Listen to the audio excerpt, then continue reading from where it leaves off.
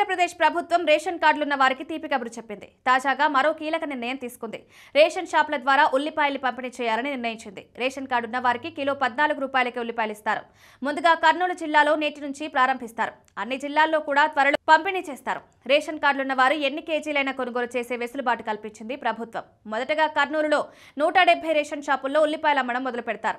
ఉల్లి రైతులకు న్యాయం చేసే దిశగా ఏపీ ప్రభుత్వం అడుగులు వేస్తోంది. ఆంధ్రప్రదేశ్ ప్రభుత్వం ఉల్లి రైతులు వినియోగదారుల కోసం కొన్ని ముఖ్యమైన నిర్ణయాలు తీసుకుంది. కర్నూలు మార్కెట్లో మద్దతు ధరకు కొన్న ఉల్లిపాయలను రైతు బజార్లకు పంపుతున్నారు. రేషన్ షాపులు, హాస్టల్స్, మధ్యాహ్న భోజన పథకం, అన్నా క్యాంటీన్లకు తక్కువ ధరకే ఉల్లిని అందించేందుకు ఏర్పాటు చేస్తున్నారు. మార్క్ఫెడ్ అధికారులు ఉల్లి కొంటుండడంతో వ్యాపారులు కూడా పోటీ పడుతున్నారు. దీనివల్ల ఉల్లి ధర తగ్గడం లేదు. అందుకే ప్రభుత్వం ఉల్లి రైతులకు, కొనే వాళ్ళకి కూడా ఉపయోగపడేలా చర్యలు తీసుకుంటోంది. కర్నూలు మార్కెట్లో కొనుగోలు చేసిన ఉల్లిపాయల్ని రాష్ట్రంలోని రైతు బజార్లకు పంపిస్తున్నారు.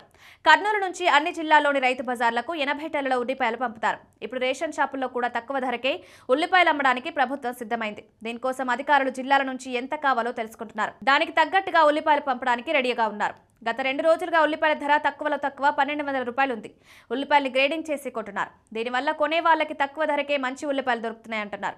మరోవైపు ఎరువుల విషయంలోనూ దుష్ప్రచారం జరుగుతోందని ముఖ్యమంత్రి చంద్రబాబు ఎరువుల లభ్యత, సరఫరాపై రాష్ట్ర సచివాలయంలోని నిర్వహించిన సమావేశంలో ముఖ్యమంత్రి పవర్ పాయింట్ ప్రజెంటేషన్ ఇచ్చారు. జిల్లాల వారీగా ఎరువుల సరఫరా లెక్కలను చంద్రబాబు వివరించారు. ఈ ఖరీఫ్ సీజన్లో ఓపెనింగ్ బ్యాలెన్స్ తో కలిపి 6.65 లక్షల మెట్రిక్ టన్నుల యూరియాను సరఫరా చేశారు.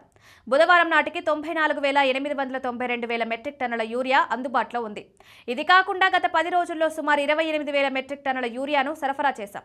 వచ్చే 10 రోజుల్లో 30,000 టన్నుల సరఫరాకు అందుబాటులోకి రానుంది. తాజాగా కేంద్ర ప్రభుత్వంతో మాట్లాడి మరో 53,000 టన్నుల కేటాయింపులు తెచ్చుకున్నాం. సెప్టెంబర్ 12 నుంచి 30వ తేదీలోపు మరో 1,00,000 టన్నులు తెచ్చుకుంటాం. అంటే సెప్టెంబర్ నెలాఖరు నాటికి 2.71 లక్షల మెట్రిక్ టన్నుల యూరియా అందుబాటులోకి వస్తుంది. రైతులు ఆందోళన చెందవద్దు. భవిష్యత్ అవసరాలకు తగ్గట్టు ఎరువులను సిద్ధం చేస్తాం. వచ్చే రబీ నాటికి కేంద్ర ప్రభుత్వంతో మాట్లాడి 9.38 లక్షల టన్నుల కేటాయింపులు ఇప్పటికే చేసుకున్నామన్నారు. సోషల్ మీడియాలో వివిధ అంశాలపై జరుగుతున్న ఫేక్ ప్రచారాలపై ముఖ్యమంత్రి తీవ్రంగా స్పందించారు.